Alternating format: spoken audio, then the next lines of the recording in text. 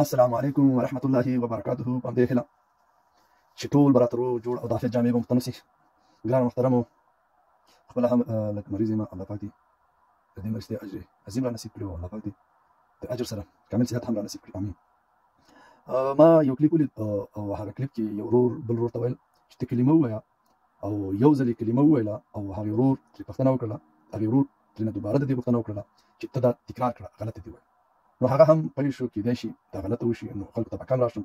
نو هغه په یو شکل باندې خبره اخوا او دېخوا کړله تر څو د کلمه ونه وایي. خو بهرحال زما مقصد په دې کې دی او په همدې خاطر مې د نوم د اخیستلو څخه هم ډډه وکړله چې د ټولنې اصلاح وشي او د دې سره هغه څه ټولنې ته ورپاشي شي، ورسېږي چې هغه ښه اوسي او د ټولنې اصلاح پکې کېږي او الله پاک په راضي کېږي. زما اصلي مقصد دا دی.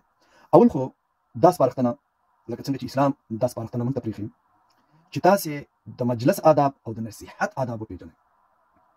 نصیحت هماغې ته ویل کېږي چې ته یو کس نورو ته کم رانولې او په همدې خاطر به یو کس چې غلطي ولري د مجلس نه به یې راوباسي چې تنها ځای کې شي، نو بیا به اصلاح وکړي تر څو هغه د خجالتوب احساس ونه کړي او په دې ټولنه کې بېرته ځان ګنډلی مقصد بېرته مقصد دغه شي، یعنې خجالتوب ورته ور نه شي تر څو د دې خجالتوب له وجې نه دا ټولنه پرېږدي.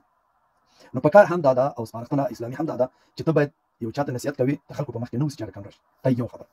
دویم خبره دا ده چې کله ته په ده باندې پوهېږې چې دغه شخص کلمه غلطه وایي، فیسبوک مسنجر شته دی، د هغې له ورسره تماس کېدلی شي، تلیفون به وسي او همدغه رقم داسې چې ورسره لایف کې پوښتنه ترېنه وکړه چې وروره زه تا سره یوه خبره لرم خو په شخصي کې نه غواړم چې نور یې واوري. یعنې دا هغه آداب دي چې یو انسان په دې باندې پوه شي نو بیا داسې څه نه رامنځته کېږي چې الله پاک ته ناخوښه واوسي.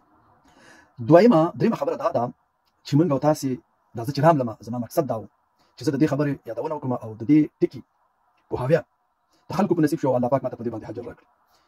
هغې ورور کلمه غلطه وویله او ځکه غلطه وویله چې دا ویل کېږي هغه داسې وویله لا اله الا الله محمد در رسول الله.